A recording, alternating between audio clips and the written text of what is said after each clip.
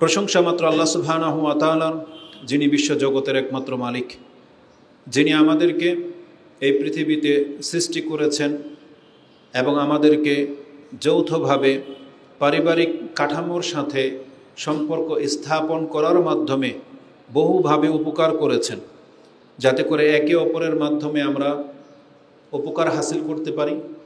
এবং এই সম্পর্কের ভিত্তিতে আল্লাহ সুবহানাহু ওয়া তাআলা আমাদের জন্য নাজাতের পথও রেখেছেন। যে আল্লাহ সুবহানাহু ওয়া তাআলা আমাদের জৈবিক চাহিদাকে পুরা করার জন্য হালাল সম্পর্ক করেছেন এবং আমাদেরকে আত্মীয় স্বজনের অধিকারী করেছেন এবং এটাকে আল্লাহর সন্তুষ্টি পাওয়ার মাধ্যম করেছেন, তাই আমরা আল্লাহর প্রশংসা করি। আমরা বলি আলহামদুলিল্লাহ। সালাতু ওয়া সালাম প্রিয় নবী মুহাম্মদুর রাসূলুল্লাহ সাল্লাল্লাহু আলাইহি ওয়াসাল্লামের প্রতি, যার উপরে অত্যাচার হয়েছে কিন্তু তারপরেও তিনি তার আত্মীয়তার সম্পর্ককে নষ্ট করেননি। তার উপর অনেক জুলুম করা হয়েছে কিন্তু তিনি তার আত্মীয়দের সাথে অত্যন্ত ভদ্র এবং সবচেয়ে উচ্চ মানের মর্যাদা দেখিয়েছেন। তাদেরকে ক্ষমতা পাওয়ার পর ক্ষমা করে দিয়েছেন, তাদেরকে তিরস্কার পর্যন্ত করেননি। আমরা সেই রাসূলের প্রতি সালাত এবং সালাম পাঠ করি। আমরা বলি আল্লাহুম্মা সাল্লি ওয়া সাল্লিম ওয়া বারিক আলা নবিয়িকা মুহাম্মদ। আজকে আমার খুতবার বিষয়বস্তু হচ্ছে আত্মীয়তার সম্পর্ক রক্ষা করার একটা দিক নিয়ে, যে সেইটার নমুনাটা কেমন হবে এবং এর মানে কি। কেননা গত খুতবায় আমি আত্মীয়তার সম্পর্ক রক্ষা করার মর্যাদা নিয়ে কথা বলেছিলাম, গুরুত্ব নিয়ে কথা বলেছিলাম, এবং তা এত ব্যাপক সাড়া পেয়েছে। আমাদের মধ্যে যারা শুনেছেন এমন কোনো ব্যক্তি নাই যেটা তার অন্তরকে স্পর্শ না করেছে। কেননা কোরআন এবং হাদিসের বিষয়টাই এমন যেটা মুসলিমের অন্তরে গিয়ে আঘাত লাগে। যখন কোনো ব্যক্তিকে কোরআন দিয়ে উপদেশ দেওয়া হবে আর তার মধ্যে যদি ঈমানের চেতনা থেকে থাকে, তাহলে সেটা তার অন্তরকে নরম করবে। এটাই হচ্ছে বাস্তব। যেমনটা কোরআনে আল্লাহ সুবহানাহু ওয়া তাআলা বলেছেন যে সূরা ইউনূস 10 নম্বর সূরার 56-57 এই আয়াতগুলোতে আল্লাহ সুবহানাহু ওয়া তাআলা বলেন, ইয়া আইয়ুহান নাস কাদ জাআকুম মাউইযাতুম মির রাব্বিকুম ওয়া শিফাউন লিমা ফিস সুদূর ওয়া হুদাও ওয়া রাহমাতুল লিল মুমিনিন। তোমরা জেনে নাও, তোমাদের কাছে এই তো একটা উপদেশ বাণী চলে এসেছে এবং যা তোমাদের অন্তরের রোগকে দূর করে দেবে, এবং এর মধ্যে রয়েছে হেদায়াত এবং এর মধ্যে রয়েছে রহমত মুমিনদের জন্য। তো কোরআনে আল্লাহ সুবহানাহু ওয়া তাআলা যে কথাগুলো রেখেছেন এটা মূলত আমাদেরকে হেদায়াত করে যে কোন পথটা সঠিক, কোনটা সঠিক সিদ্ধান্ত, কোন কাজটার গুরুত্ব সবচেয়ে বেশি, হেদায়াত। এবং এই হেদায়াতকে যারা গ্রহণ করবে তারা রহমত প্রাপ্ত হবে। আর এখানে আল্লাহ সুবহানাহু ওয়া তাআলা বলেছেন যেটা তোমার অন্তরকে শুধরে দিবে। তো অন্তরের যতগুলো খারাপি বা যতগুলো রোগ আছে তা এই কোরআন এবং হাদিস দিয়ে চর্চা করলে সেই রোগগুলো থেকে আপনি উঠে আসতে পারবেন। অন্তরের রোগ হচ্ছে কৃপণতা, অন্তরের রোগ হচ্ছে লোভ, অন্তরের রোগ হচ্ছে হিংসা, অন্তরের রোগ হচ্ছে বিদ্বেষ। এগুলো সব দূর হয়ে যাবে যদি কোনো ব্যক্তি কোরআন এবং হাদিস দিয়ে নিজের জীবনটাকে গড়ে। তো বিষয় যখন কোরআন হাদিসের, আর অপরদিকে বিষয়টা হচ্ছে বাপমা ভাই বোন কেন্দ্রিক, তখন যেটা মুসলিমদের অন্তরের অনেক বেশি প্রভাব ফেলে। তো বিষয়টা যেহেতু আত্মীয়তার সম্পর্ক রক্ষা করার, বিষয়টা যেহেতু পিতামাতার মর্যাদা নিয়ে, বিষয়টা যখন রক্তের ভাই বোন চাচা ফুফুকে নিয়ে, তখন সেটা অবশ্যই মুসলিমরা খুব পজিটিভ গ্রহণ করেছে এবং এটা তাদের প্রভাব ফেলেছে। কিন্তু আশ্চর্যের ব্যাপার হচ্ছে কিছু ব্যক্তিকে দেখেছি এর বিপরীত মন্তব্য করতে। তাদের কাছে বিষয়টা একতরফা লেগেছে যে আত্মীয়তার সম্পর্ক রক্ষা করবেন, আপনার সাথে তারা খারাপ আচরণ করলেও, তারা অসন্তুষ্ট হলেও এই বিষয়টা নাকি একতরফা হয়ে গেল। অথচ বিধানটা কি কোনো হুজুরে সাজিয়েছিল? বিধানটা কি এটা আমাদের? অথচ এই বিধানটা তো ছিল আল্লাহর। আল্লাহ বলেছেন পিতামাতার সাথে সৎ আচরণ করতে, আল্লাহ বলেছেন রক্তের সম্পর্ককে অটুট রাখতে, কিন্তু আপনি এটাকে পজিটিভ নিতে পারেননি। যারা নিতে পারেনি তাদের প্রধান চরিত্রের মধ্যে রয়েছেন ওই সমস্ত নারী যারা কারো না কারো স্ত্রী। সে তো একটা নারী, সে তো একটা মেয়ে ছিল, কন্যা ছিল। যখন সে কারো স্ত্রী হয়েছে, কারো ওয়াইফ, কারো বউ, তার কাছে এটা আপত্তিকর একটা বিষয়। কারণ তার স্বামী যখন আল্লাহর এই আদেশকে মেনে নেবে যে পিতামাতার সাথে সদাচরণ করতে হবে, ভাই বোন আত্মীয় স্বজনের হক রক্ষা করে চলতে হবে, তখন এই স্ত্রীর উপরে কিছুটা ঘাটতি অনুভব হয়। সে কিছুটা দেখতে পাচ্ছে যে তার এগেইনস্টে গিয়ে তার স্বামী কাজটা করতেছে, এই জন্য তার আঘাত লেগেছে। সে বলতেছে বিষয়টা নাকি একতরফা। আর আরেকজন ব্যক্তি যার স্বার্থে আঘাত লেগেছে, এই বিষয়টা তার কাছে একতরফা মনে হচ্ছে। যে একজন ব্যক্তি তার পিতামাতার খেদমত করবে, তা নিজে না খেয়ে প্রয়োজন হলে তার পিতামাতাকে দিবে, এটা তাকে দিতে সে বাধ্য, এই বিধানটা নাকি একতরফা। কার? ওই যে ব্যক্তির গায়ে আঘাত লেগেছে, স্বার্থে আঘাত লেগেছে। এই জন্য আজকের বিধানটা হবে, বিষয়টা হবে আত্মীয়তার সম্পর্ক রক্ষা করা মানে আপনি কি বুঝেন, এটা একতরফা না কি, এটা আমি আজকে আপনাকে এসে জবাবটা দেব। বিধানটা যেহেতু আল্লাহ সুবহানাহু ওয়া তাআলা, আল্লাহ সুবহানাহু ওয়া তাআলা নিজে তার হকের পরে সবচেয়ে বেশি প্রাধান্য দিয়েছেন পিতামাতাকে, যার পরে আল্লাহর হক। আল্লাহর হক বান্দার পক্ষ থেকে একরকম, আর বান্দাদের মধ্য থেকে বান্দার যে হক পাওয়ার হক রাখে, আপনি যাকে ভালোবাসবেন, আপনি যাকে শ্রদ্ধা করবেন, আপনি যাকে ক্ষমা করবেন, আপনি যাকে তার ঘাটতি পুরা করবেন, আপনি যার সহানুভূতিশীল হবেন, যার খেদমত আপনি করবেন, তার প্রথম পার্সনই হলো বাপমা, যার মধ্য থেকে আপনার সৃষ্টি হয়েছে। তারপরে এই বাপমা কেন্দ্রিক তারা অংশ পাবে যারা আপনার ভাই বোন, রক্তের ভাই বোন, যারা আপনার চাচা ফুফু মামা খালা, যারা আপনার নসল থেকে এসেছে, আপনার সন্তান। তো এই কথাগুলো এইভাবে বলাতে সেখানে স্ত্রী শব্দটা বাদ পড়েছে। তো যার ফলে ওই স্ত্রীরা ভেবেছে যে আত্মীয়তার সম্পর্ক রক্ষা করার মধ্যে মনে হয় স্ত্রীরা পড়ে না। বক্তব্যের ধরনটা এমনই তারা বুঝেছে, কিন্তু আমাদের উদ্দেশ্য কি সেটা? বরং আমাদের উদ্দেশ্য হলো আত্মীয়তার সম্পর্ক রক্ষা করা। যেহেতু এখানে সিলাতুল আরহাম বলা হয়েছে, রেহেমের সম্পর্ক যাদের সাথে রক্তের সম্পর্ক, তাদের কথা বলা হয়েছে শাব্দিক অর্থে। কিন্তু স্ত্রীও আপনার হকদার, স্ত্রীও আপনার আত্মীয়, স্ত্রীও আপনার পরিবারের একজন, কিন্তু রক্তের ভিত্তিতে তো না, ওটা তো একটা সম্পর্কের ভিত্তিতে, ওটার আলাদা একটা মান আছে। যখনই ইসলাম নামাজ নিয়ে কথা বলবে, তাই বলে কি সিয়ামের কোনো গুরুত্ব নাই? তাই বলে কি দান সাদকার কোনো গুরুত্ব নাই? জিহাদ নিয়ে যখন কথা বলবে, তখন তো দান সাদকা অন্য কোনো কিছু আসবে না। আবার দান সাদকা নিয়ে যখন কথা বলবে, তখন দেখবেন দান সাদকাই সবচেয়ে শ্রেষ্ঠ ইবাদত। তো ইসলাম যখন যেই বিষয় নিয়ে কথা বলবে, তার সুউচ্চ গুরুত্বটা আপনার কাছে তুলে ধরতে হবে, এটাই আদব। তো স্ত্রীরা কেন এটা ভেবে নিল যে এটা তার খেলাফ বক্তব্য? মূলত সে বোঝে নাই তার নাম নিয়ে বলতে হবে কেন। দ্বিতীয়ত হচ্ছে, আমাদের বক্তব্য যারা বোঝেন না, হয় আপনার মাথায় সমস্যা আছে, না হলে আপনার অন্তর খারাপ। মাথায় সমস্যা কেন বললাম? কারণ বিধানটা তো আল্লাহ সুবহানাহু ওয়া তাআলার। আল্লাহ বলেছেন পিতা মাতার খেদমত করতে হবে, আপনার স্ত্রীর এগেইনস্টে গেলেও। আর আপনার অন্তর খারাপ মানে, আপনি তো কোরআন হাদিস বুঝেন, কিন্তু আপনার অন্তর খারাপের কারণে আপনি এটাকে ভিন্ন অ্যাঙ্গেলে এই বক্তব্যটাকে নিচ্ছেন। বরং এমনও অনেক স্ত্রী আছে, ছেলে বাপমার সাথে সম্পর্ক ভালো না, স্ত্রী তাকে বোঝায় যে না, তোমার বাপমা তো সম্পর্ক রাখতে হবে। অনেক পুরুষ পোলা আছে যারা তাদের বোনদের সাথে সম্পর্ক খারাপ, তার স্ত্রী তাকে বোঝায় যে তোমার বোন তো, তোমার ভাই তো। তাহলে এই চরিত্রের মানুষও তো আছে। এটা হচ্ছে উত্তম দিক। তো এই জন্য আজকে আমি আপনাকে দেখাবো যে আত্মীয়তার সম্পর্ক রক্ষা করার ক্ষেত্রে আল্লাহ কি বলেছেন আর আপনি কি ভূমিকা পালন করতেছেন, তাহলে আপনার কাছে বিষয়টা ক্লিয়ার হয়ে যাবে। তা আল্লাহ সুবহানাহু ওয়া তাআলা আমাদেরকে বলেছেন আত্মীয়তার সম্পর্ক রক্ষা করার জন্য। আত্মীয়তার সম্পর্ক রক্ষা করা, যেহেতু সিলাতুল আরহাম বলেছি, তাতে বলেছি প্রথম প্রাধান্য পাবে মা, তারপরে পিতা, তারপরে ভাই বোন, তারপরে সন্তান, তারপরে চাচা ফুফু খালা মামা, তারা। স্ত্রীও আপনার আত্মীয়, যেটা ওই বক্তব্যে বলা হয়নি, বা রক্তের সাথে যাদের সম্পর্ক নাই, কিন্তু স্ত্রী আপনার অনেক কাছের আত্মীয়, এবং স্ত্রীরও হক রয়েছে। প্রত্যেকটা ব্যক্তির উপরে তার নিজের হক রয়েছে, তার পিতামাতার হক রয়েছে, তেমনি তার স্ত্রীরও হক রয়েছে। ইসলাম আমাদেরকে সেটা বুঝিয়েছেন।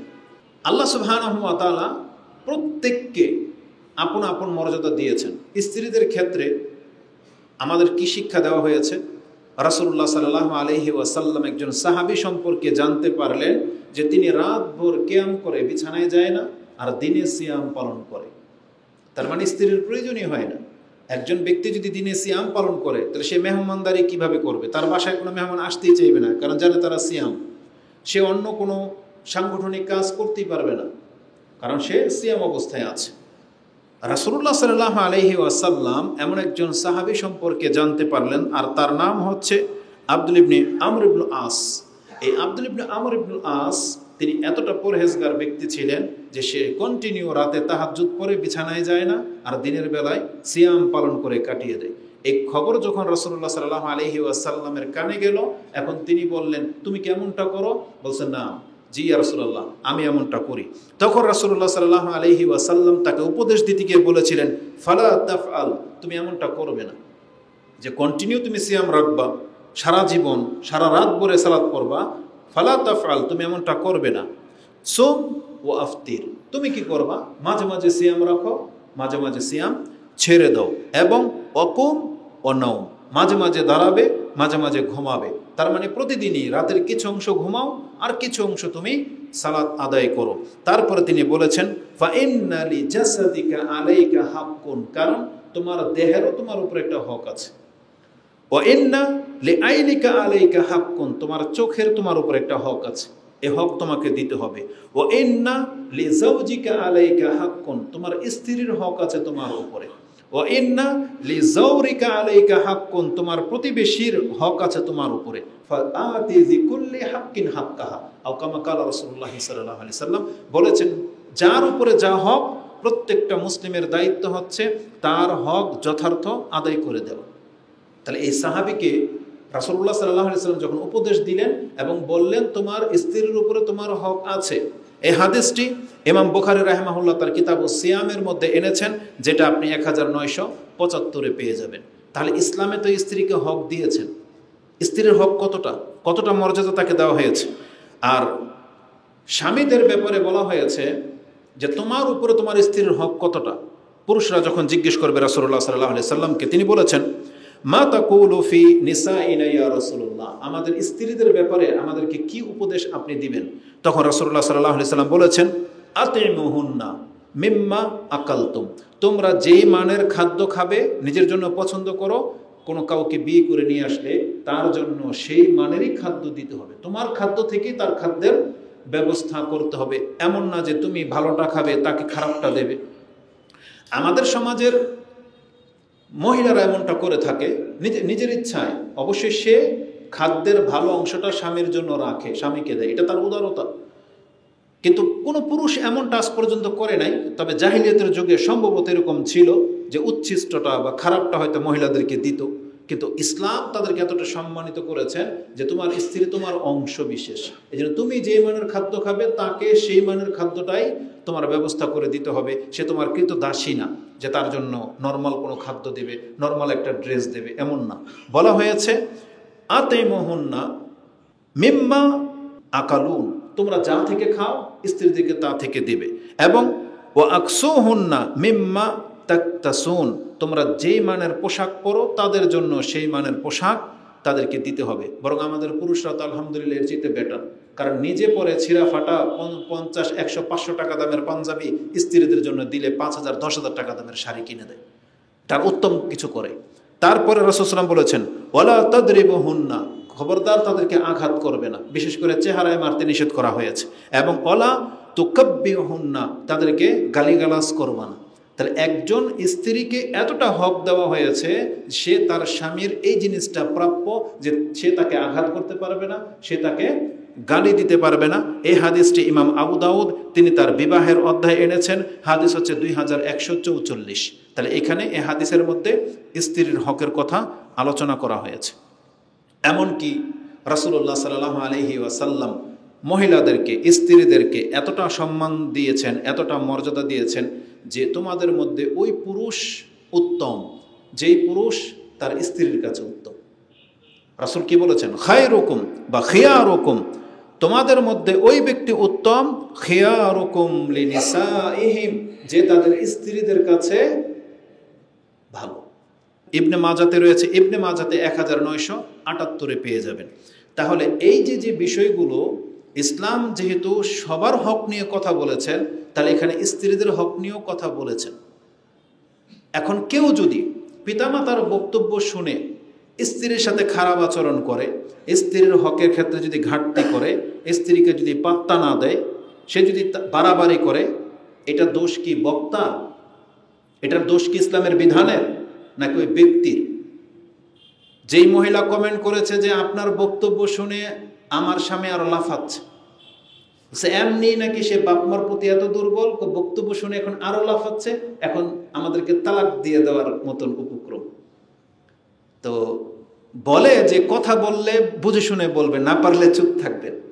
এটা কি দোষ আমাদের নাকি এটা আপনার স্বামীর দোষ? সে ভাষাটা কি বলতেছে? যে হুজুররা বাপমার ভক্ত তারা বাপমার ফেভারে কথা বলে, যে হুজুররা মহিলা ভক্ত তারা স্ত্রীর ফেভারে কথা বলে। এটা তার কমেন্ট। তাহলে আমরা কি বলবো তাকে? তাহলে যেই পুরুষ স্ত্রী ভক্ত, আপনি বাপমা ভক্ত ছেলেটা ছেড়ে দিয়ে বউ ভক্ত এমন একটা পুরুষের কাছে বিয়ে বসে যান। আর আপনার যখন একটা ছেলে আছে, আপনি মা হিসাবে আপনার ছেলেকে কি পরামর্শ দেবেন? আমরা যেটা শেখাই এটা যে পিতামাতার সাথে ভদ্র বা ভালো আচরণ করো, তুমি তোমার এই ক্ষেত্রে তোমার বাবার মতো হবে, নাকি আপনি বলবেন খবরদার তুই কিন্তু তার বাবার মতো হবি না? তার বাবা তার বাপ মাকে অনেক বেশি রেসপেক্ট করে, ভাই বোনদেরকে অনেক বেশি টেক কেয়ার করে, তুই কিন্তু তার বাবার মতো হবি না, এটা বলবেন মা হিসেবে? বলবেন যে তুই তোর ওয়াইফের পা টিপবি, এটা ওয়াইফের হক, এটা বলবেন আপনি মা হিসেবে? আপনার মতো মহিলাই তো আপনিও তো চাইবেন আপনার সন্তানটা ঠিক আপনার স্বামীর মতো হোক, যে তার বাপ মাকে খেদমত করে। আপনিও তো ফিল করেন যে আমার যদি এমন একটা সন্তান হয় যে আমাকে বেশি প্রাধান্য দেবে। এটাই না প্রত্যেক মা চান? তাহলে মা হলে এটাই চাইবেন। এখন স্ত্রী হিসেবে সেটা আপনার কাছে একতরফা বক্তব্য মনে হয়? ইসলামের বিধান নিয়ে খেলতামশা। আর আল্লাহ সুবহানাহু ওয়া তাআলার আইনের ক্ষেত্রে আপনি কথা বলবেন, আপনার হিতাহিত জ্ঞান থাকলে এটা আপনি বলতে পারেন এইভাবে। একজন সন্তানের সবচেয়ে উচ্চ মানের মর্যাদাটাই পাওয়ার হক রাখে তার পিতামাতা। আজকে আপনাকে তালাক দিলে কালকে আপনার মতো মহিলাই এই পুরুষকে গালি দিবেন, তার বিরুদ্ধে কেস ঠুকে দিবেন, আপনি তাকে দেখলে লানত করবেন এবং জালেম বলে উপাধি দিবেন, আপনার মতো মহিলাই। কিন্তু এখন সম্পর্কের ভিত্তিতে আপনি অধিকার খাটাচ্ছেন বেশি। এটা ঠিক যে কিছু মহিলা একটা পুরুষের ক্ষেত্রে অনেক বড় ভূমিকা রাখে। পুরুষের কিছুই ছিল না, বিয়ের পরে তার বাপমার পক্ষ থেকে বা নিজের পক্ষ থেকে সে অনেক এস্টাবলিশ করে দেয় একজন পুরুষকে। সেই ক্ষেত্রে সেটা বলতে পারে যে সব কিছু করে দিলাম আমরা, এখন আমাকে ইগনোর করে দিয়ে সে তার বাপ ভাই বা বোনদেরকে এত বেশি রেসপেক্ট করে, আমার সাথে খারাপ ব্যবহার করে, এটা সে হতে পারে। তো এটা কার দোষ? এটা ওই ব্যক্তির দোষ।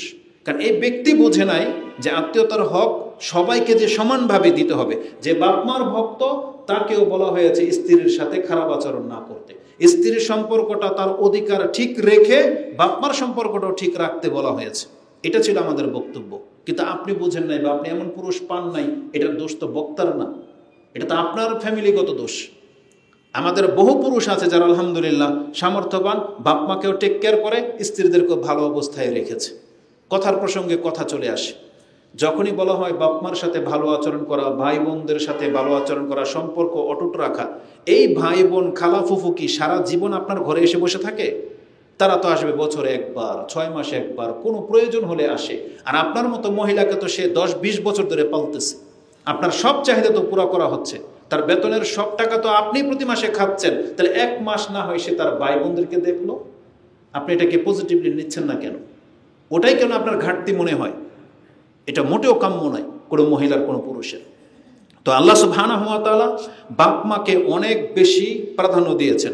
এখন প্রশ্ন যখন আসবে ওই পুরুষের যার আর্থিক দিক থেকে সে সচ্ছল না, যার অল্প পুঁজি, অল্প বেতন, তা দিয়ে সে তার বাপ মাকে সন্তুষ্ট রাখতে পারতেছে না। হ্যাঁ, আমরা চিনি এমন পিতামাতাকে যাদের চরিত্রটাই এমন, যেই ছেলেরা কিছুই তাকে দেয় না তার প্রতি কোনো মাথা ব্যথা নাই, কিন্তু যেই ছেলেটা যতটুকু সাধ্য অনুযায়ী দেয়, কিন্তু এই বাপ মা সন্তুষ্ট হইতে পারে না, বলে তুই আমাকে দেশ না কেন পুরো, তুই তোর বউর কথা শোনস। এগুলো আমাদের বাপ মারা বলে, তাদেরও ইনসাফ করা উচিত, কারণ তাদেরও তো নৈতিক শিক্ষা নাই, সেই জন্য তারা এমনটা করে। উচিত ছিল প্রত্যেক ছেলের কাছ থেকে সে ভাগ নেবে। তো যেই ছেলেটা পয়সাওয়ালা, যেই ছেলেটা পাওয়ারফুল, সেই ছেলের প্রতি তার কোনো বিদ্বেষ বা কিছু নাই, কিন্তু যেই ছেলেটা দুর্বল, যে ছেলেটা বাপ মাকে রেসপেক্ট করে, ওর উপরে বোঝ আরো বেশি চাপিয়ে দেওয়া হয়। এই সমস্যাগুলোর ফেজ আমরা করি।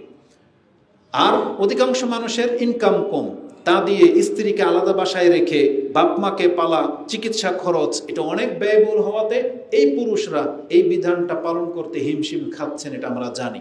এক্ষেত্রে আপনার করণীয় কি? আপনার করণীয়, আপনাকে ব্যালেন্স করে চলতে হবে। আপনি ওই আচরণটাই করবেন যেটা আপনার সাথে করা হয়েছিল। আপনি ভুলে গেছেন মায়ের পেট থেকে নিয়ে এত বড় হয়ে যাওয়ার দৃশ্যটা ভুলে গেছেন? আপনি কি ভুলে গেছেন যে আপনার বাপ মা আপনার জন্য কি করেছে, স্যাক্রিফাইস কতটা করেছে? যাদের ঘরে অল্প পুঁজি, আপনার বাপ মা অনেক কিছু তাদের প্রয়োজনটাকে কিন্তু পুরা করেনি। একটা দুধের ডিব্বা যদি 500 টাকা দাম হয়, যে বাবার ইনকাম যদি কম হয়, এমন কোনো ঘটনা ঘটেছে যে আপনার বাবা আপনার সে দুধ এনে দেয়নি? কিন্তু আপনাকে তো দিয়েছে। আপনার বাপ মার অনেক প্রয়োজনগুলো তারা পুরা করেনি, আপনার প্রয়োজনটা পুরা করা হয়েছে। আপনার শিক্ষাগত দিক থেকে, চিকিৎসাগত দিক থেকে আপনার বাপ মা আপনাকে করে যাচ্ছে 30 বছর। এখন আপনি ইনকাম করতেছেন, আপনার বাপ মা হয়তো বেঁচে থাকবে 10 বছর, 20 বছর, তাও প্রতিদিন তার লাগে না। কিন্তু এখন আপনি প্রশ্ন তুললেন যে আমি কাকে দেখব, বউ বাচ্চা, স্ত্রী না আমার পিতা মাতা? আপনি ওটাই করবেন যেটা আপনার বাপ মা আপনার সাথে করেছে। ওয়াহসিন কামা আহসানাল্লাহু ইলাইক, যেটা আল্লাহ বলেছেন, কারণকে করা হয়েছিল। এবং আল্লাহ সুবহানাহু ওয়া তাআলা বলছেন যে উত্তমের বদলা উত্তম ছাড়ার কি হতে পারে, যেটা সূরা রহমানে আপনি পাবেন। তা আল্লাহ সুবহানাহু ওয়া তাআলা আপনার পিতামাতা আপনার সাথে যে আচরণটা করেছে, আপনাকে ওটাই করতে বলা হয়েছে। দোয়াতে এটাই আছে, রাব্বিরহামহুমা কামা রাব্বায়ানি সাগীরা। ছোটবেলায় আমার উপরে যে ইহসান করা হয়েছিল, আল্লাহ তুমি আমার বাপ মার উপরে এভাবে ইহসান করো। কিন্তু আপনি আজকে ভুলে গেলেন।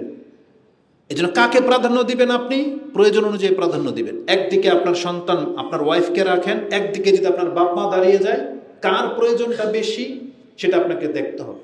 বাপ মার প্রয়োজন যদি এখানে বেশি হয়ে যায়, তার চিকিৎসার প্রয়োজন হয়, আর এই ক্ষেত্রে যদি ওই দিন আপনার ঘরের বাজার না করতে হয়, তাহলে আমি মনে করব আপনাকে প্রাধান্য দিতে হবে বাপ মার চিকিৎসাটাকে। ইসলাম এটাই বলতেছে। এখন আপনি এটাকে একতরফা ভাববেন, এটা আপনার ব্যাপার। যারা এটা করে দেখাতে পারবেন, আপনি কামিয়াব, জেনে নেন। যদিও বিষয়টা খুব কঠিন, কিন্তু করতে পারলে আপনি কামিয়াব। আপনি ভুলে গেছেন একটা হাদিস, আমি আপনাকে স্মরণ করিয়ে দিই। ওই 3 ব্যক্তির ঘটনা, যে পাহাড়ের গুহার মধ্যে ফেসে গিয়েছিল। তারা একটা ঝড়ের কবলে পড়ে গুহাতে আশ্রয় নিয়েছে, পাহাড় বন্ধ হয়ে গেছে। আল্লাহ যখন কোনো ঘটনা ঘটান বা ওই সংবাদটা যখন আমাদের কাছে দেন, আল্লাহ এটাই শিক্ষা দিতে চাচ্ছেন যে তোমরা এটাই করো, তাহলে তুমি বিপদ থেকে মুক্ত হয়ে যাবে। সেটা কি? 3 ব্যক্তি যখন গুহার মধ্যে আশ্রয় নিয়েছিল, হঠাৎ করে একটা পাথর এসে গুহার মুখটা বন্ধ হয়ে যায়। তখন 3 ব্যক্তি বলাবলি করছিল, আজকে আমাদের বাঁচার উপায় নাই, একটা উপায় আছে, যে তোমার জীবনের সবচেয়ে সৎ কাজ যেটা, সবচেয়ে ভালো কাজ যেটা তুমি আল্লাহর জন্য করেছিলে, আজকে ওই কাজটার বিনিময়ে আল্লাহর কাছে দোয়া করো, হতে পারে আল্লাহ আমাদেরকে উদ্ধার করবেন। এই ভাষাটাই আছে। তারা বলেছিলেন, উনজুর আমালান আমিলতুমুহা লিল্লাহি সালিহাত, তোমরা আল্লাহর জন্য করেছো ওই সমস্ত আমলগুলোকে মাথায় নিয়ে আসো, এবং তার মধ্য থেকে সবচেয়ে বেটার তোমার কাছে যেটা মনে হচ্ছে যে আমি এই কাজটা আমার কাছে সবচেয়ে বেশি ভালো মনে হয়েছে বলে মনে করি, ওটা দিয়ে তুমি আল্লাহর কাছে দোয়া করো। বলা হয়েছে ফাদউল্লাহ বিহা লাআল্লাহু, হতে পারে তিনি ইয়াফরুজাহা, আমাদেরকে তিনি এই পাথর থেকে বের হওয়ার রাস্তা করে দিবেন। তারা তাই করলো। প্রথম ব্যক্তি তিনি আল্লাহর কাছে দোয়া করতে লাগলেন। তিনি বলেছেন, বাংলায় বলে দিয়ে হাদিসটা যেহেতু লম্বা, তিনি বলেছেন, আল্লাহুম্মা ইন্নাহু কানা লিওয়ালিদানে শাইখানে কাবিরানে, আল্লাহ তুমি তো ভালো করে জানো আমার বৃদ্ধ একজন পিতামাতা ছিলেন, এবং আমার সন্তানও আছে, হাদিসে ডিটেলস আছে, সন্তানও আছে, ছোট ছোট সন্তান ছিল, কিন্তু আমি তাদের রিজিকের জন্য ওই বকরি পালতাম, দুধ দহন করে ফিরে এসে তাদেরকে আমি খাবার জোগাতাম। আমি প্রথম যেই কাজটা করতাম, তিনি এখানে বলেছেন, আমি সর্বপ্রথম ওই দুধের পেয়ালাটা এনে আমি আমার পিতামাতার কাছে যেতাম, তাদেরকে প্রাধান্য দিতাম। কোনো দিনই আমার কোনো সন্তানকে টাচ করতে দেইনি। এটা আমার বাপ মার জন্য আমি করেছি।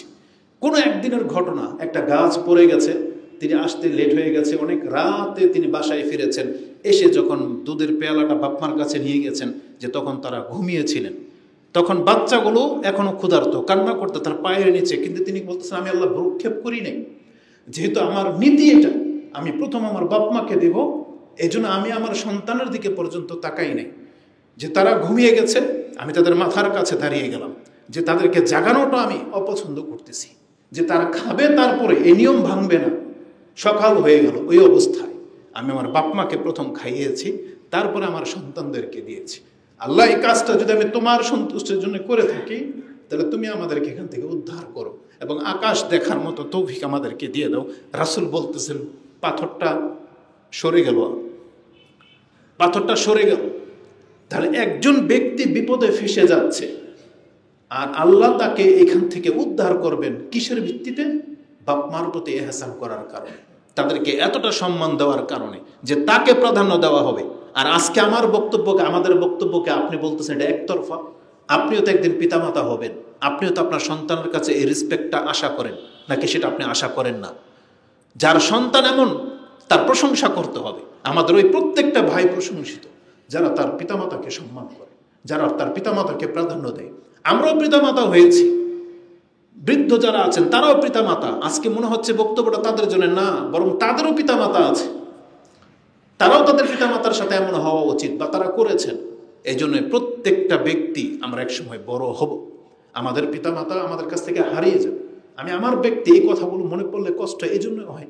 একটা সময় আমার আর্থিক দিক থেকে ভালো ছিল না, যখন আমার মা ছিল, কিন্তু এখন আমার আর্থিক দিক থেকে আমি সচ্ছল, কিন্তু আমার মা নাই। এখন চাইলেই কি আমি তার কবরে এসে লাগাই দিতে পারবো? চাইলেই কি তার জন্য আমি ভালো দামি ওষুধ এনে দিতে পারবো? এগুলোর কোনো প্রয়োজন আছে তার? কিন্তু কিছুদিন আগে তো এটা আমার কাছে কষ্ট মনে হয়েছিল যে এত টাকা খরচ হয়ে যাচ্ছে, কিন্তু আল্লাহ সুবহানাহু ওয়া তাআলা তো সেটা ছিনিয়ে নিলেন। এই জন্য পিতামাতাকে আল্লাহ সুবহানাহু ওয়া তাআলা জান্নাতের দরজা বলেছেন, যার দরজা খোলা আছে এখন পর্যন্ত, আপনি জান্নাতের রাস্তা করে নেন। এটা বন্ধ হয়ে গেলে কিন্তু এই রাস্তা দিয়ে আপনি কোনোদিন জান্নাতে ঢুকতে পারবেন না। এই জন্য এটা হচ্ছে সর্বোচ্চ বিষয়, যে যেই ব্যক্তি তার পিতামাতাকে প্রথম প্রাধান্য দেবে। এই হাদিস রাসূল আমাদেরকে জানিয়েছেন। হাদিস তো বুখারী মুসলিমের কিতাবুল বিররি ওয়াল আদব, ইমাম বুখারী রাহিমাহুল্লাহ 5974 এবং মুসলিমে হাদিসটি 6842 রয়েছে। কেন আমাদেরকে জানানো হয়েছে? যে তোমরা প্রত্যেকটা ব্যক্তি জেনে রাখো, যেই ব্যক্তি জীবনের সব ক্ষেত্রে বাপ মাকে প্রাধান্য দেবে তাকে আল্লাহ বিপদ মুক্ত করবে, এটা আল্লাহর ওয়াদা। বাপ মা যদি মুশরিকও হয়, বাপ মা মুশরিক হলেও আল্লাহ বলেছেন সে মুশরিক, উপরন্তু তোমাকে যদি অনৈতিক কোনো কাজের আদেশ করে, আল্লাহর নাফরমানের আদেশ করে, ফালা তুতিহুমা, তবে তাদের আনুগত্য করবে না। ওয়ালাকিন ওয়াসাহিবুহুমা ফিদ দুনিয়া মারুফা, কিন্তু তাদের সাথে উচ্চবাচ্য করার ক্ষমতা তোমার নাই। তোমার বাপ মা কাফের, জালেম, তোমার সাথে অনেক জুলুম করেছে, তোমাকে ডাস্টবিনে ফেলে দিয়েছে, কিন্তু বড় হয়ে জানতে পেরেছিল এটা তোমার মা। আল্লাহ বলেছেন ওয়াসাহিবুহুমা ফিদ দুনিয়া মারুফা, তার সাথে দুনিয়াতে তোমাকে ভালো আচরণ করতে হবে। এটা প্রত্যেকটা মহিলাকে কান খাড়া করে শুনতে হবে, যারা তাদের স্বামীর এই আচরণে অতিষ্ঠ হয়ে গেছেন, জুলুম মনে করছেন আপনি, না আপনার মাইন্ডকে আপনি ক্লিয়ার করেন তাকে, বরং আপনি ওই মহিলার মতো হন যে তার স্বামীকে বোঝায় যে তুমি তোমার মার সাথে ভালো আচরণ করো, তুমি তোমার পিতার সাথে ভালো আচরণ করো, তুমি তোমার ভাই বোনদেরকে রেসপেক্ট করো, এবং আপনার ঘরে আসতে যেন কোনো বোন, কোনো খালা ফুফু যেন ইতস্ত বোধ না করে। আপনাকে এই চরিত্রের মহিলা হইতে হবে। আপনাকে পুরো বিষয়টা বুঝতে হবে যে ইসলাম আসলে বলেছে কি। আমি যখন বলবো যে পিতামাতা, ভাই বোন, আত্মীয় স্বজনের হক আদায় করতে হবে, আপনি আপনার অ্যাঙ্গেল থেকে ভাবেন, আপনার কি বোন নাই, আপনার কি ভাই নাই, তাহলে আপনি আপনারটা আদায় করবেন। সেখানে তো আপনার স্বামী ইন্টারফেয়ার করার অধিকার রাখে না। প্রত্যেকটা মহিলা তো চায় যে আমিও আমার মা, খালা, ফুফু, ভাই বোনদেরকে রেসপেক্ট করি, প্রত্যেকটা মহিলা চায়, কিন্তু স্বামীদের কারণে পারে না। কারণ স্বামীদের অনেক এরকমের কমপ্লেন আছে, তারা তাদের ফ্যামিলিকে পছন্দ করে না, তাদের বাসায় আসতে দেয় না, কোনো কিছু গিফট দেয় না। এটা উচিত নয়। স্বামীদেরকেও উচিত আপনার স্ত্রীকেও এই ইবাদতে অংশ নেওয়ার সুযোগ করে দেওয়া। আপনি বলবেন যে তুমিও তোমার বাপ মার খোঁজ খবর রাখো, মাঝে মাঝে মাঝে মাঝে কিছু দেন না, আরে 500 না পারেন 100ই দেন। বলেন যে মাঝে মাঝে তোমার মা বোনকে বা কিছু দিবা, আপনি সুযোগ করে দেন সেটা। আমাদের প্রত্যেককেই একে অপরকে সাহায্য সহযোগিতা করতে হবে। বিষয়টা আপনি সহজভাবে নেওয়ার চেষ্টা করেন, এটাতে আপনার কল্যাণ আছে। কারণ কোনো ব্যক্তি যদি আত্মীয়তার সম্পর্ক ছিন্ন করার সবব হয়, কারণ হয়, এ কিন্তু জান্নাতে ঢুকতে পারবে না। গত খুতবায় কিন্তু আমরা এটা বলেছি, কারণ রাসূল বলেছেন যেই ব্যক্তি আত্মীয়তার সম্পর্ক নষ্ট করে সে জান্নাতে ঢুকতে পারবে না। লা ইয়াদখুলুল জান্নাতা কাতিউ রাহমিন, রাসূল বলেছেন আত্মীয়তা সম্পর্ক নষ্টকারী ব্যক্তি জান্নাতে প্রবেশ করতে পারবে না। এমনকি আত্মীয়তার সম্পর্ক আরশের মধ্যে লটকিয়ে ঝুলন্ত অবস্থায় আছে, এবং আত্মীয়তার সম্পর্ক বলে আল্লাহুম্মা, আল্লাহ তুমি তার সাথে সম্পর্ক বজায় রাখো যে আমার সাথে সম্পর্ক বজায় রাখে, আল্লাহুম্মা তার সাথে তুমি সম্পর্ক ছিন্ন করো যে আমার সাথে সম্পর্ক ছিন্ন করেছে। এটা আমরা গত পর্বে আলোচনা করেছি, যেটা মুসলিমের হাদিসে রয়েছে। তো আমি আশা করি যে এই বক্তব্য থেকে আপনি ক্লিয়ার একটা দিক নির্দেশনা পাচ্ছেন। সেটা হলো আমাদেরকে ব্যালেন্স করতে হবে। বাপমার খেদমতের ক্ষেত্রে কি ভূমিকাটা আপনি রাখবেন, স্ত্রীদের ক্ষেত্রে কি করবেন, সন্তানদের ক্ষেত্রে কি করবেন, সেটা আপনি জানেন। আমাদের প্রত্যেকটা ব্যক্তি তার সন্তানের জন্য অনেক বেশি সফট, অনেক বেশি তার অন্তর গলে যায়। সেই ক্ষেত্রে অনেক সময় সে পিতামাতাকে পর্যন্ত গালাগালি করে বা পিতামাতার সাথে সে খারাপ আচরণ করে নিজের সন্তানের জন্য। কিন্তু ভুলে যায় না আপনি তার কাছ থেকে এসেছেন, আর এটা আপনার কাছ থেকে এসেছে। আপনার যেমন এই সন্তানের জন্য খারাপ লাগে, আপনার জন্য আপনার পিতামাতারও ঠিক ততটাই খারাপ লাগে। এটা আপনাকে বুঝতে হবে। তো ব্যালেন্স করতে হবে। এবার আসুন, যে সমস্ত পুরুষরা এই বক্তব্য শুনবেন, আপনার ঘরেরও দায়িত্ব আছে। এমন না যে আপনি আপনার ঘরকে অন্ধকার করে দিয়ে আমরা আপনাকে বলতেছি না কথা যে আপনি খালা ফুফু চাচা মামাদেরকে নিয়ে থাকেন, এটা বলতেছি না। তাদের হক হচ্ছে সীমিত, তাদের প্রয়োজন অনুযায়ী তাদের খোঁজখবর আপনি রাখবেন। তারা আপনার কাছ থেকে সারা জীবন খাইতে পড়তে আসেনি। তারা যখন আসবে সম্মান দেখান। একদিন কি পারেন না?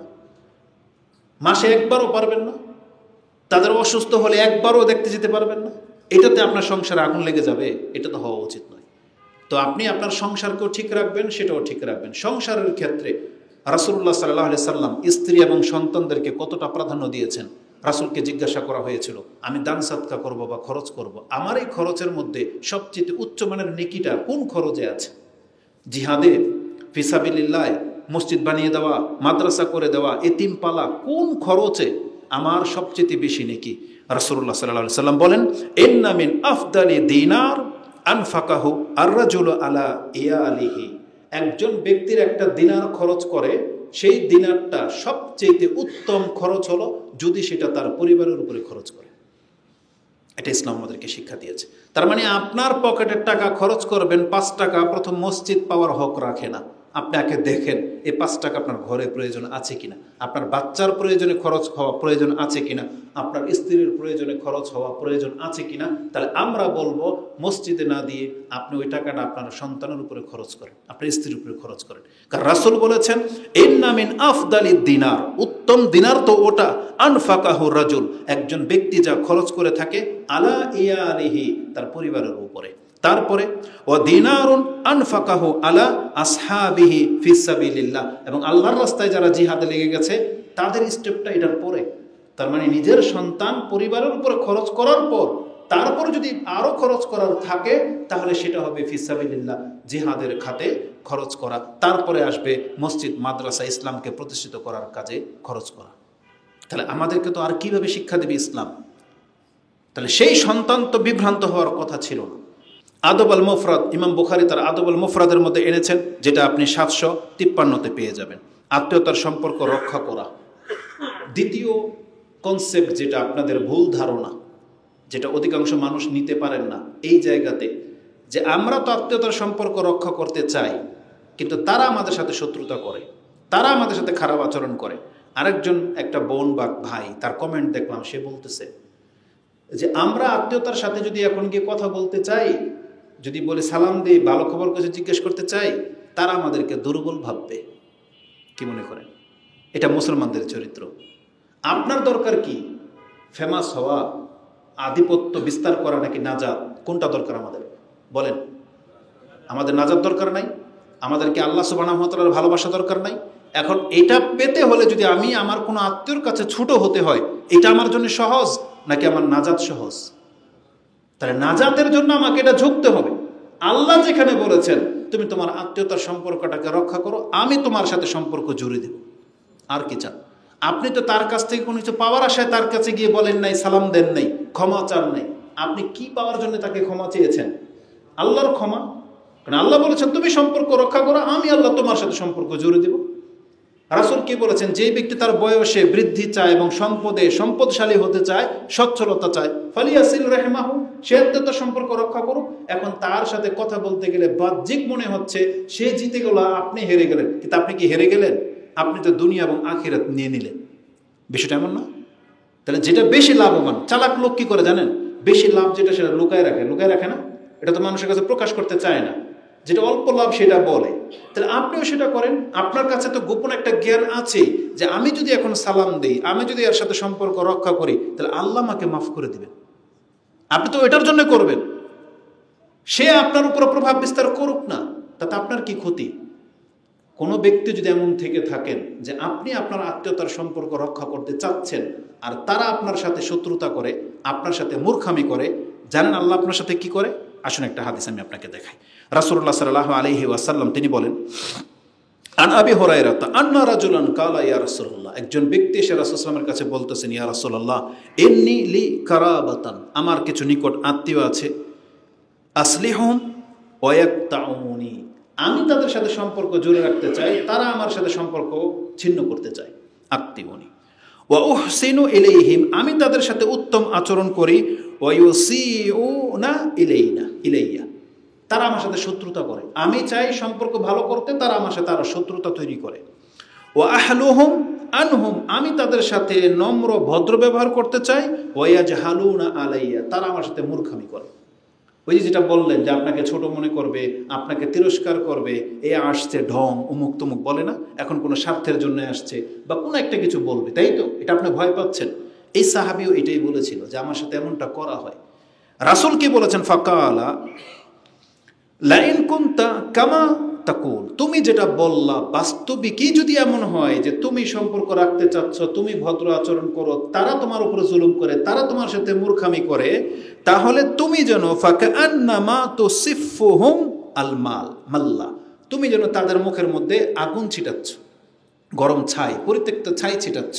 তার মানে সেই ব্যক্তি তোমার আচরণ দ্বারা শুধু লাঞ্ছিতই হবে, সে কোনোদিন সম্মানিত হতে পারবে না।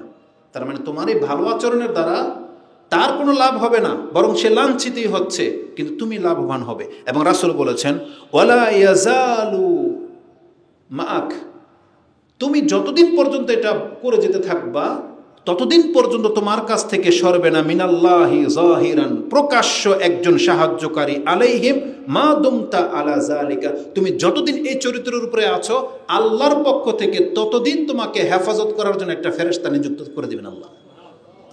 এবার করুক না তারা শত্রুতা, এই শত্রুতা আপনার কি ক্ষতি করবে? আপনি সম্পর্ক ভালো রাখতে চাচ্ছেন, আর আপনি বলতেছেন তারা শত্রুতা করতে চায়, মূর্খামি করতে চায়, এটা আপনার গা পর্যন্ত আসবে না, এটা এখানে ভাসমান থেকে যাবে। আপনার প্রভাব বিস্তার হবে না আপনার ব্যবসা বাণিজ্যের উপরে, আপনার ইজ্জতের উপরে, আপনার রিজিকের উপরে, কারণ আল্লাহর পক্ষ থেকে একজন ফেরেশতা আল্লাহ ডিফেন্স স্বরূপ আপনার সাথে লাগিয়ে দিবেন। কতদিন পর্যন্ত? যতদিন পর্যন্ত আপনি এটা রক্ষা করে চলতে পারবেন। এটা ইমাম মুসলিম কোট করেছেন কিতাবুল বিররি ওয়াস সিলা, যেটা 6419 নম্বরে এই হাদিসটা রয়েছে। তারপর দ্বিতীয় পয়েন্ট, যেটা আসলে আমরা বুঝি না যে আত্মীয়তার সম্পর্ক মানে কি।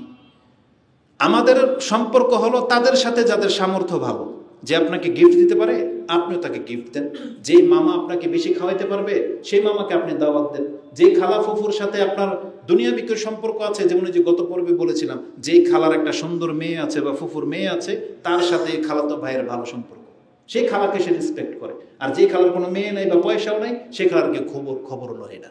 তো এই ধরনের এটা আত্মীয়তার সম্পর্ক রক্ষা করা বোঝায় না। যে আপনাকে দিতে পারবে তার সাথে আপনি ভালো, যে আপনার সাথে ভালো তার সাথে আপনি ভালো। রাসূল বলছেন এইটা তো আত্মীয়তার সম্পর্ক না, এটা তো যে কেউ করবে, এটা মানুষের ফিতরত। আপনাকে যদি কেউ ভালো আচরণ করে, আপনি ভালো আচরণ করবেন না? এটা তো সবাই করবে, একটা জালেম, একটা জানোয়ার পর্যন্ত এই কাজটা করবে, এটা তো আর ভালো গুণ না। কিন্তু আত্মীয়তার সম্পর্ক বা আপনার ভালো গুণ কোনটা? যে আপনার সাথে খারাপই করতে চায় তার সাথে ভালোটা করা, এটা না আত্মীয়তার সম্পর্ক। রাসূলুল্লাহ সাল্লাল্লাহু আলাইহি ওয়াসাল্লাম বলেন, লাইসাল ওয়াসিলু বিল মাকাফি, যারা প্রতিদান দেয়, গিফট দেয়, বদলা দিতে পারে, তাদের সাথে সম্পর্ক করা এটা আত্মীয়তার সম্পর্ক না। বরং রাসূল বলেছেন, ওয়ালাকিনিল ওয়াসিল, আত্মীয়তার সম্পর্ক রক্ষাকারী তো ওই ব্যক্তিকে বলা হবে আল্লাযী ইযা কুতিআত রাহিমুহু, তাদের আত্মীয়রা তার সাথে সম্পর্ক ছিন্ন করেছে, ওয়াসিলাহা, আর সে তাদের সাথে সম্পর্ক জুড়তে চাচ্ছে, এই ব্যক্তি হলো আত্মীয়তা সম্পর্ক রক্ষাকারী। এটা ইমাম বুখারী কোট করেছেন তার কিতাবুল বিররি ওয়াস সিলা 78 নম্বর অধ্যায়, হাদিস হচ্ছে 5991 নম্বর হাদিস, এবং আদবুল মুফরাদের মধ্যে হাদিসটি 68তে রয়েছে। আশা করি এই দুই বক্তব্যের মধ্যে যে মেসেজটা আমি আপনাদেরকে দিতে চাচ্ছি, আপনাদের সমস্ত কমপ্লেন, সমস্ত ঘটনা এই দুই হাদিসের মধ্যে আছে। সেটা কি? রাসূল কোনো ব্যক্তিকে ছাড় দেয়নি, ইসলাম বিধান নাজিল করতে গিয়ে কোনো কিছুকে গ্যাপ দেয়নি, কারো উপরে জুলুম করা হয়নি। একজন ব্যক্তি আপন জায়গায় দাঁড়িয়ে থাকবে, তার সামর্থ্য অনুযায়ী তাকে আত্মীয়তার সম্পর্ক রক্ষা করতে চলতে হবে। তার বাপমার মর্যাদা কি, এই শিক্ষা তাকে দেওয়া হয়েছে। তার ভাই বোন খালাফুফুর কি মকাম মর্যাদা রয়েছে, এটা তাকে শিক্ষা দেওয়া হয়েছে। এবং তার ফ্যামিলির উপরে, তার পরিবারের উপরে তার কি দায়িত্ব আছে, এটাও তাকে জানানো হয়েছে।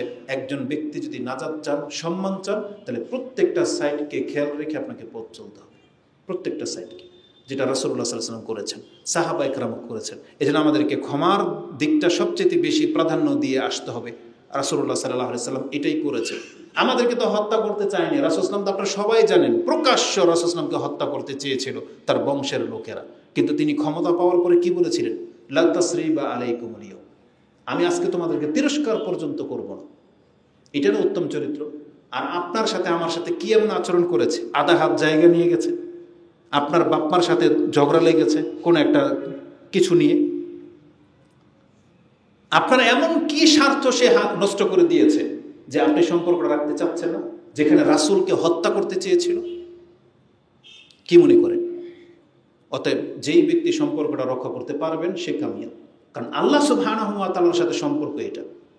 আপনি ভুলে যেন না, জিসরে জাহান্নাম, যে জাহান্নামের উপরে যে পুল হবে, রাসূল বলেছেন দুইটা সম্পর্ক জাহান্নামের পুলের দুই কিনারায় দাঁড়িয়ে থাকবে, যেটা মানুষকে টেনে ধরবে, জাহান্নাম থেকে টেনে ধরবে তাকে। এক, এই সিলাতুর রহিম, আত্মীয়তার সম্পর্ক সেখানে দাঁড়ানো থাকবে। যারা নষ্ট করেছে এই আত্মীয়তার সম্পর্ক চাবুক রূপে তাকে টেনে জাহান্নামে ফেলে দেবে। এবং যারা রক্ত ঝরিয়েছে, জুলুম করেছে, একে অন্যের হক, সে হকও সেখানে দাঁড়াবে।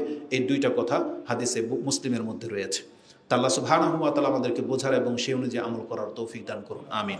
সর্বশেষ একটা পয়েন্ট উল্লেখ করব, যে কোন জিনিসটাকে খেয়াল রাখলে আত্মীয়তার সম্পর্ক রক্ষা করা সহজ হবে। আকুলু লিকাউলি হাযা আস্তাগফিরুল্লাহ লি ওয়া লাকুম ওয়া লিসাইরিল মুসলিমিন ফাস্তাগফিরু ইন্নাহু হুয়াল গফুরুর রহিম।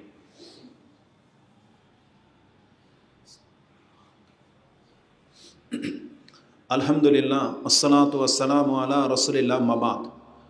আল্লাহ সুবহানাহু ওয়া তাআলা কোরআনে আমাদেরকে বলেছেন, ওয়াতিজাল কুরবা হাক্কাহু ওয়াল মিসকিন ওয়াবনাস সাবিল ওয়ালা তুবাযজির তাবযীরা, যেটা আয়াতটা আপনি সূরা বনি ইসরাইল 17 নম্বর সূরার 26 নম্বর আয়াতে পেয়ে যাবেন। যে আল্লাহ বলেছেন ওয়াতিজাল কুরবা হাক্কাহু, তোমার কারাবাত নিকট আত্মীয় যারা আছেন তাদের প্রত্যেকের হক যথার্থ তুমি পুরো করে দাও, এটা আল্লাহ আমাদেরকে আদেশ করেছেন।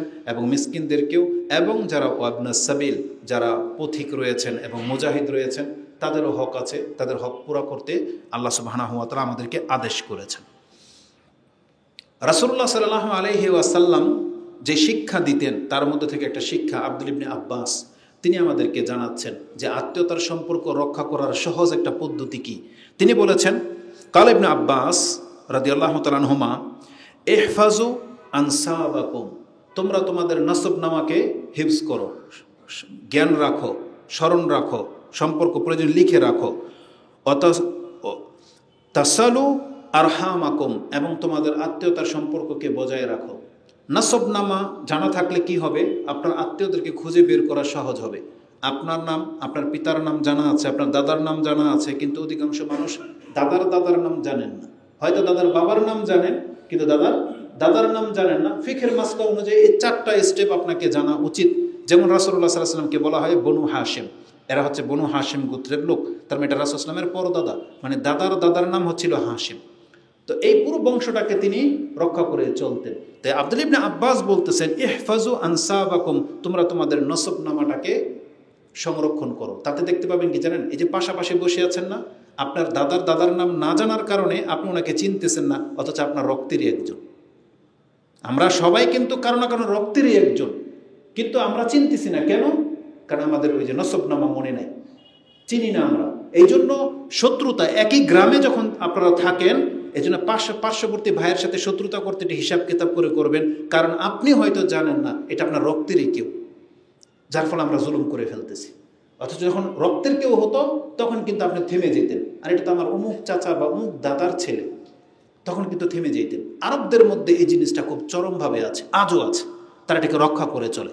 এই জন্য তাদের বংশ পরম্পরার নামগুলো তাদের মুখস্থ থাকে, এবং তারা রক্তের কাউকে পেয়ে গেলে যত স্যাক্রিফাইস করার থাকে তারা স্যাক্রিফাইস করে দেয়। এটা তাদের স্বভাবের মধ্যে আমরা দেখেছি, কিন্তু আমাদের মধ্যে সেটা নাই। এটা নিয়ে আসতে হবে। নসবনামা মনে থাকলে এটা আত্মীয়তার সম্পর্ক রক্ষা করা অত্যন্ত সহজ হয়ে যায়। এবং তিনি বলেছেন, দেখো তোমাদের আত্মীয়তার সম্পর্ক যাদের সাথে আছে এটা রক্ষা করে চলো। এবং তিনি বলেছেন, ফাইন্নাহু লা ইউবদা বিররাহিম ইজা কারুবাত ওয়া ইন কানাত বাঈদাতান। আত্মীয়তার সম্পর্ক রক্ষা করার ইচ্ছা থাকলে এটা অটুট থাকে, যদিও সে তোমার কাছ থেকে অনেক দূরে। একটা নিকট আত্মীয় যদি অনেক দূরে থাকে, আপনার বোনকে বিয়ে দিয়ে দিয়েছেন অনেক দূরে, ভাই থাকে কোন দেশে, মামা কোন দেশে, দূরে দূরে থাকে, কিন্তু আপনার সম্পর্ক রক্ষা করার মেন্টালিটির কারণে আপনার মনে হবে তারা আপনার কাছে আছে, পার্শ্ববর্তী বাড়ি, মনে হচ্ছে যে প্রতিদিন কথা হচ্ছে, দেখা হচ্ছে, প্রয়োজন সব কিছু শেয়ার হচ্ছে, সব কিছু এভরিথিং, তাহলে আপনার কাছে সেটা কাছে মনে হবে। আর আব্দুল্লাহ ইবনে আব্বাস বলেছেন, কিন্তু এর বিপরীত কি হয়? তিনি বলেছেন যে ওয়ালা কুরবা বিহা ইজা বাউদাত, একজন কাছের আত্মীয় দূরে হয়ে যায়, কখন হয়ে যায়? ওয়া ইন কানাত কারিবাতান, অত্যন্ত নিকটের একজন ব্যক্তি ছিল, কিন্তু আপনার আত্মীয়তার সম্পর্ক রক্ষা না করার কারণে সে এতটা দূরে চলে গেছে, মনে হচ্ছে দূরের কোনো ব্যক্তি, দূরের কেউ। এটা আমাদের প্রায় ব্যক্তির চরিত্রের মধ্যে দেখা যায় যে সে তার এক বোনকে, এক ভাইকে বেশি প্রাধান্য দেয়, আর যে অভাবী একটু দূরে পড়ে আছে, বিপদগ্রস্ত বেশি, সেই বোনের খবর ভাইয়েরা নিতে চায় না। যেই বোনটা তালাক প্রাপ্ত হয়ে বাবার ঘরে বা ভাইয়ের কাছে ফিরে এসেছে, সেই বোনটাকে সে বোঝা মনে করে, অথচ যেই বোনের কোটি টাকা আছে, আপনার ওই বোনের যে মূল্য, আপনার এই বোনেরও তত মূল্য, বরং এই বোনের আরো বেশি মূল্য, কারণ সে এখন অভাবী, সে এখন ভুক্তভোগী। এজন্য আপনার সদাচরণ, আপনার অর্থ, আপনার সাপোর্ট এই বোন বেশি পাওয়ার হক রাখে, এই খালা বেশি পাওয়ার হক রাখে, এই ফুফু বেশি পাওয়ার হক রাখে। অতএব আমাদের বক্তব্যের ধরন এমন না যে আপনি আপনার স্ত্রীর সাথে খারাপ আচরণ করবেন আর বাপ মাকে নিয়ে নাচানাচি করবেন, যেমনটা ওই বোন কমেন্ট করেছে। না, এটা আমাদের মেসেজ না, বরং প্রত্যেকটা পুরুষকে ইনসাফকারী হতে হবে। আল্লাহ আদল বজায় রাখতে আমাদেরকে বলেছেন। এজন্য আমাদের শিক্ষা অনুযায়ী, সামর্থ্য অনুযায়ী এই সম্পর্কটাকে অটুট রাখতে হবে। আমি আল্লাহ সুবহানাহু ওয়া তাআলার কাছে দোয়া করে আল্লাহ আমাকে এবং আপনাদেরকে এই সম্পর্ক যেন বজায় রাখার তৌফিক দান করেন, আমিন। এটা এত বড় একটা ব্যাপার। রাসূলুল্লাহ সাল্লাল্লাহু আলাইহি ওয়াসাল্লাম, আল্লাহ সুবহানাহু ওয়া তাআলার পরে আমাদের পিতামাতাকে যে বেশি প্রাধান্য দেওয়া হয়েছে, একটা হাদিস শুধু কোট করে শেষ করে দিচ্ছি। আল মুগীরা ইবনে শুবা তিনি বলেন, আনি নবী সাল্লাল্লাহু আলাইহি ওয়াসাল্লাম ক্বালা ইন্নাল্লাহ হাররামা আলাইকুম উকুকাল উম্মাহাত, তোমাদের উপরে আল্লাহ হারাম করে দিয়েছেন তোমাদের মায়েদের সাথে নাফরমানি করা। তোমাদের মায়েদের সাথে তোমরা নাফরমানি করতে পারবে না, এটা তোমাদের উপরে হারাম করে দেওয়া হয়েছে। ওমান আন ও হাত, এবং তোমার কাছে যে যেটা পায় তুমি সেটা তাকে দিচ্ছ না, আটকে রেখেছো, এটা তোমার উপরে হারাম। ও হাত, এবং যেটা তুমি পাওয়ার হক রাখো না সেটা জোর করে নেওয়া, খালি বলো আমাকে দেন, আমাকে দে, এটা বলা তোমাদের উপরে হারাম করা হয়েছে। এই দুইটা কথা, ও মানে ও হাত, এই দুইটা মাত্র শব্দ, এখানে অনেক বড় ব্যাপার আসবে, অনেক বড় ব্যাপার। আজকে আমাদের অধিকাংশ চরিত্র এখানেই, আমি কিছু দিতে চাই না, খালি নিতে চাই। বাপমাদের মধ্যে এই চরিত্র আছে। বাপমারা ওই যে বললাম যে এক ছেলের কাছ থেকে শুধু নিতেই চাচ্ছে, তাও সন্তুষ্ট হচ্ছেন না। না, বাপমাদের একটু ইনসাফ করতে হবে যে এগুলো সবই আপনার সন্তান, আপনার যেই সন্তানটা আপনাকে এতটা সম্মান দেখায় তার উপরে আর বোঝা আপনি চাপাই দিয়েন না। আপনি শুধু এতটা কথাই বলতেছেন যে তোকে আল্লাহ দিবে, এটা যথেষ্ট না যে তোকে আল্লাহ দিবে। তো ওই ছেলেদেরকেও বলেন যে তোদেরকে আল্লাহ দিবে, দে। ওটা কেন বলেন না? যে ছেলেটার অভাবী বা সংসার আছে বা পারতেছে না, আপনি তার ক্ষেত্রে বলেন বাবা তোকে আল্লাহ দেবে। অবশ্যই আল্লাহ দেবে, আপনার দোয়ার বরকত আছে, অবশ্যই হবে, কিন্তু তার সামর্থ্যের দিকে আপনাকে খেয়াল রাখতে হবে। আল্লাহ আমাদের প্রত্যেক ব্যক্তির উপরে রহম করুন, যাতে আমরা ইনসাফ করে চলতে পারি, এবং আমাদের ভুল ত্রুটিগুলোকে আল্লাহ ক্ষমা করুন। আমাদের পিতামাতাদের উপর আল্লাহ রহম করুন। যারা মরে গেছে, আল্লাহ তুমি আমাকে এবং আমার মা